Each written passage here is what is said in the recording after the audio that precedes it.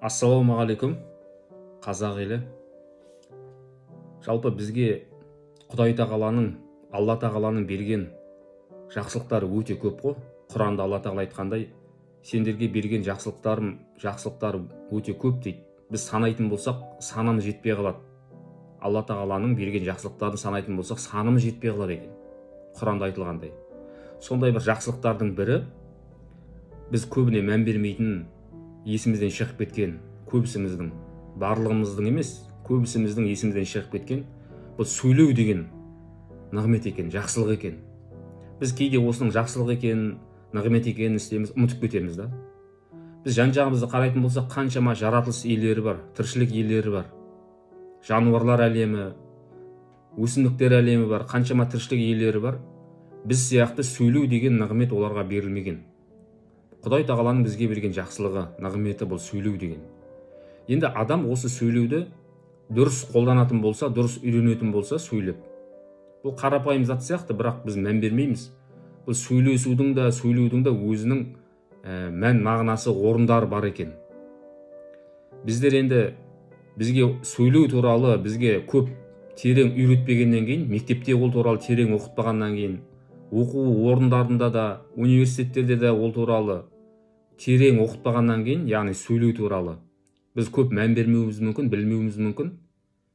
Бірақ адам зерттейтін болса, оқитын болса, осы сөйлеу туралы, адамдармен сөйлесу туралы зерттеп, кітаптар оқып, ізденіске түсетін болса, білет.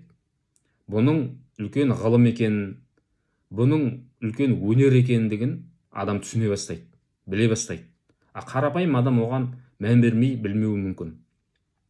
Біз енді қоғамда өмір сүріп жатқаннан кейін, біз қоғамда өмір сүреміз, жан-жағымызда қаншама біздің адамдар бар. Біз адам мектепте оқысын, оқу орнында оқысын, жұмыс жасасын, немесе басқа бір кәсіп жасасын, біз қаласақ та, қаламасақ та адамдармен қарым-қатынасқа түсеміз, сөйлесеміз адамдармен. Міне, біз қаласақ та, қаламасақ та адамдармен не қыламыз, сөйлесеміз. Сондықтан біз сөйлесуді дұрыс меңгеріп үйренетін болсақ, біздің өміріміз жеңілдейді екен. Біз жақсылыққа тез жетеді екенбіз. Сондықтан біз осыны үйренуге тырысуымыз керек. Қарап отыратын болсақ, адам сөйлесе білген адам, адамдармен дұрыс сөйлесе білген адам жетістікке, жақсылыққа тез жетеді екен.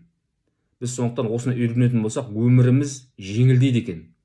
Оған көптеген мысалдар келтіре беруге болады өмірде. Ендігі мәселе, біздер адамдармен сөйлескен кезде бізге тән нәрсенің бірі, біз өзімізді айтқанды жақсы көреміз да сөйлескен кезде. Мән беріп қараңызшы, достарыңызбен сөйлескенде, бір адаммен сөйлескен кезде, адам өзін айтып, яғни өзі туралы айтады да адам көбіне. Яғни өзіне не ұнайтынын, не ұнамайтынын немесе. Яғни өзі туралы айтқанды ұнатады. Барлығымыз да өзіміз туралы айтқанды ұнатамыз. Енді сондай әңгіме айтқан кезде адамдар бізді тыңдағысы келмей кетеді, жалығып кетеді. Оларға ол қызық емес та. Сондықтан ең бірінші жаңағыдай шарты дейміз ба, адамдармен сөйлескен кезде, әсіресе жаңадан адамдармен танысқан кезде адамды тыңдай білу керек екен. Ең бірінші адамды тыңдап үйренуіміз керек.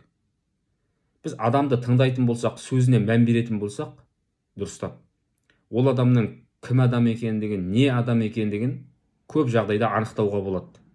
Көп жағдайда адамның қандай екендігін сөзінен, айтып жүрген әңгімесінен, көзқарасынан қандай адам екендігін анықтауға болады. Сондықтан біз тыңдап үйренуіміз керек екен.